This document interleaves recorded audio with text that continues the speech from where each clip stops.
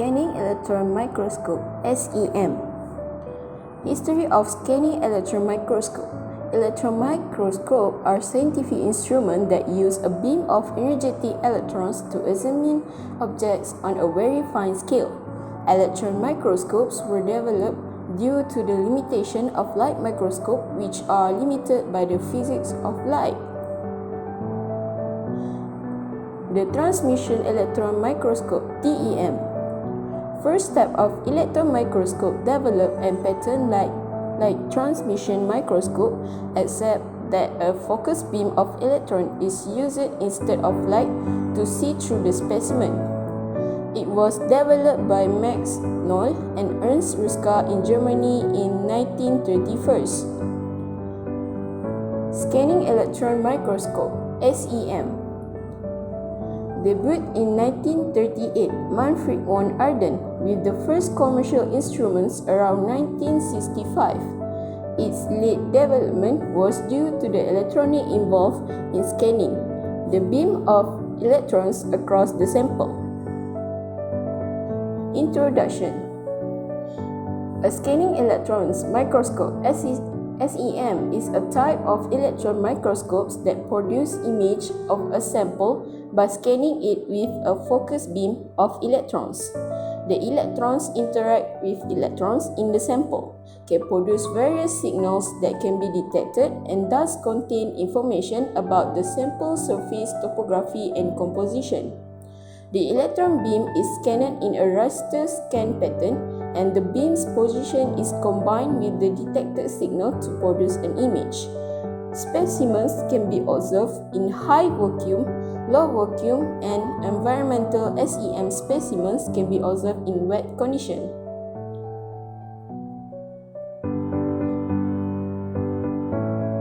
The most common mode of detection is by secondary electrons emitted by atoms excited by the electron beams. The number of secondary electrons is a function of the angle between the surface and the beam. On a flat surface, the plumb of secondary electrons is mostly contained by the sample, but on a tilted surface, the plumb is partially exposed and more electrons are emitted. By scanning the sample and detecting the secondary electrons, an image displaying the tilt of the surface is created. Principles and capacities of SEM. The type of signal produced by a SEM include secondary electrons (SE), backscattered electrons (BSE), characteristic X-rays, light cathodoluminescence (CL), specimen current, and transmitted electrons. Secondary electrons (SE), produced by inelastic interaction of high energy electrons with valence or conduction electrons of atom in the specimen, causes the ejection of the electrons from the atoms. These ejected electrons with energy less than 50 eV are termed secondary electrons. Each incident electrons can produce several secondary electrons. Production of SE is very topography related. Due to their low energy, only SE that are very near the surface, 10 nanometer, can exit the sample and be examined small escape depth. Backscattered electron (BSE). This type of electrons originate from a broad region within the interaction volume. They are a result of elastic collision of electrons with atoms, which results in a change in the electron's trajectory when small particles collide with larger particles atoms. Larger atoms are much stronger scatterers of electrons than light atoms and therefore produce a higher signal. The number of the backscattered electrons reaching the detector is proportional to their exact number. This dependence of the number of BSE on the atomic number helps us differentiate between different phases, providing imaging that carries information on the sample's composition.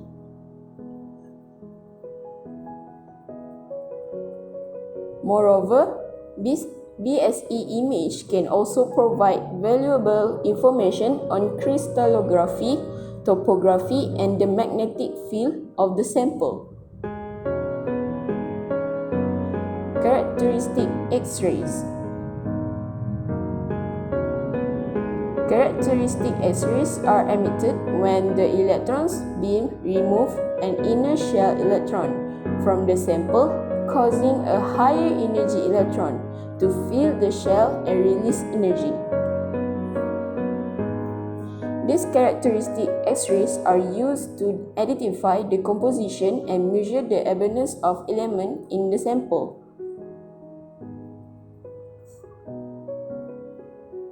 Advantages: it gives detailed 3D and topographical imaging and the versatile information. This works very fast. Modern SEMs allow for the generation data in digital form. Most 8EM samples require minimal preparation actions. Disadvantages: SEMs are expensive and large.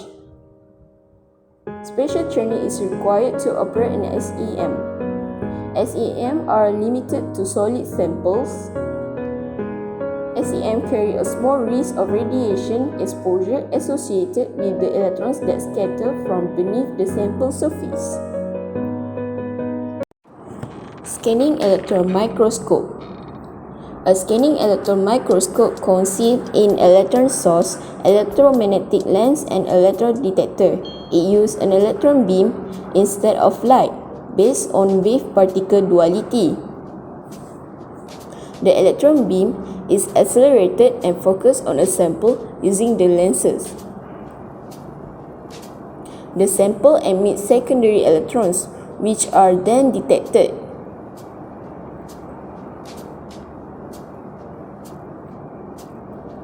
The number of detected electrons depends on the variations of the sample surface.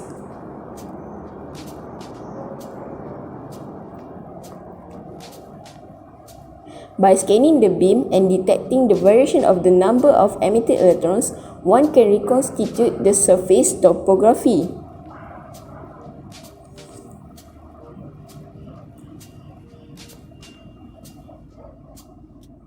The electron beam can also ionize the atoms and make them emit X-rays. The ray's energy depends on the elementary compositions of the sample. By scanning once again the beam and detecting the X-rays energy, one can deduce the chemical nature of the materials and its speciation. Other types of interactions between the beam and the surface allow to perform various complementary analyses. The scanning electron microscope (SEM) thus allows to obtain a magnified image of the surface of thick samples and to analyze their composition.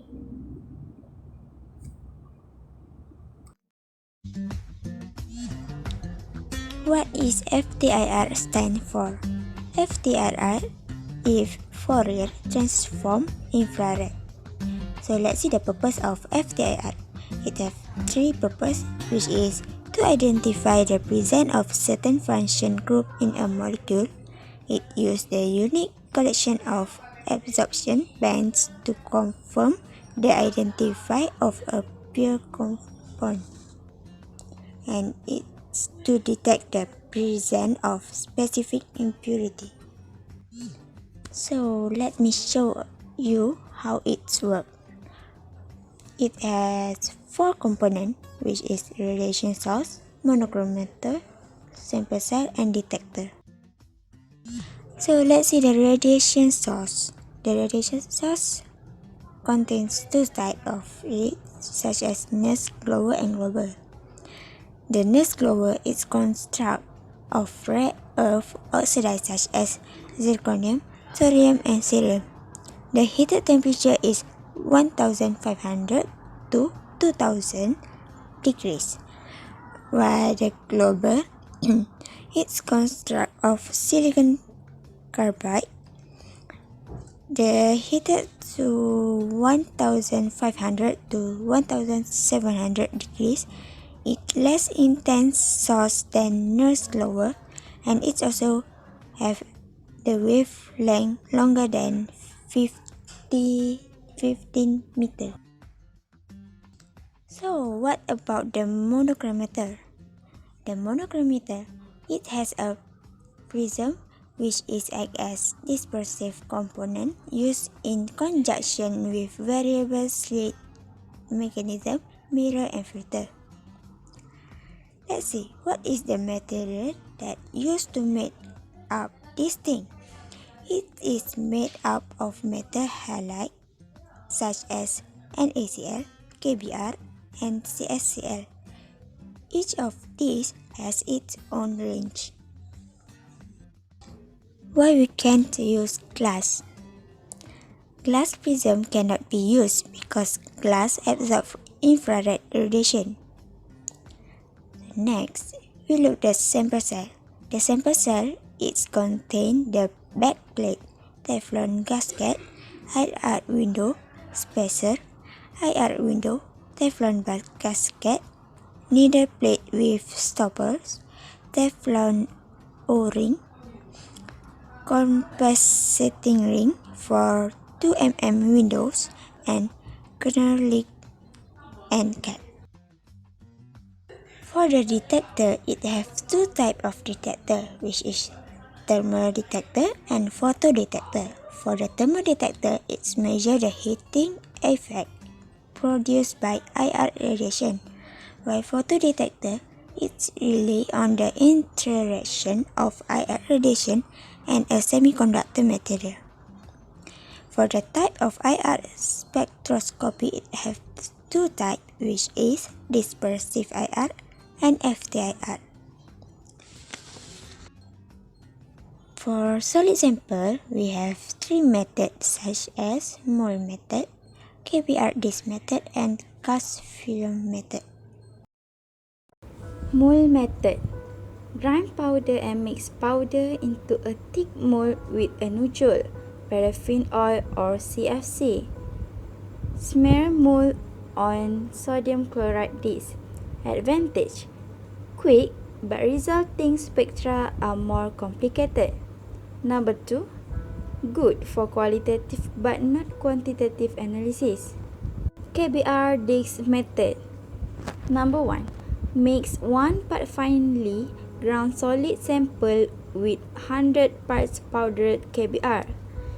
Then, press mixture under high pressure to form small discs about 1 cm diameter and 1 to 2 mm thickness. Number 3, KBR becomes transparent when subjected to pressure of 10,000 to 15,000 psi. Cast film method. For polymeric compound, dissolve sample in a suitable, non-hygroscopic solvent. Number 2, deposit a drop of this solution on the surface of KBR and sodium chloride cell. Evaporate solution to dryness to form a film for analysis, only for qualitative. Liquid sample. Pour liquid sample into circular cells made up of sodium chloride and KBR. Determine directly quantitative and qualitative analysis. No single solvent is transparent. Water and alcohol are not favored to be used. Gas sample. Gas sample made up of KBR and KCl cell are 10 cm to 1 meter to compensate for small number of molecules in the sample, only for qualitative analysis. Application of FTIR. Chemical analysis. 1. Match spectra to known database, identifying an unknown compound. And number 3. Monitor chemical reaction in soil. Structural ideas. Structural idea can be determined what chemical groups are in a specific compound. Next, electronic information. Measure optical conductivity. Number 2, determine it metal, insulator, superconductor, semiconductor. And number 3, bands gap, Dirt model. Advantages of FTIR. FTIR instruments have distinct advantage over dispersive spectrometer. Number 1. Simpler mechanical design. Number 2. Elimination of strays light and emission contribution. Number 3. Powerful data station. Number 4. Majority of molecules in the universe absorb mid-infrared light, making it a highly useful tool. Number 5. Universal technique. Number 6. Sensitive, fast and easy. Number 7. Relatively inexpensive and provide rich information. Number 8. Sensitive to molecules, anything that contains chemical bond. Disadvantage of FTIR. Number 1. FTIR cannot detect atom or monoatomic ions. Single atomic entiers contain no chemical bonds. Number 2. Cannot detect molecules comprised of two identical atoms symmetric, such as N2 and or O2. Number 3. Aqueous solutions are very difficult to analyze. Water is a strong IR absorber. Next, complex mixture. Sample give rise to complex spectra.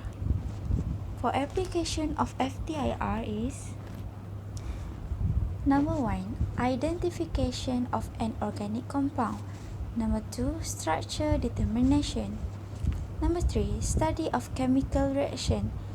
Number 4. Study of ketoenol tautomerism. Number 5. Study of complex molecules. Number 6. Detection of impurities in a compound. And 7. Conformational analysis.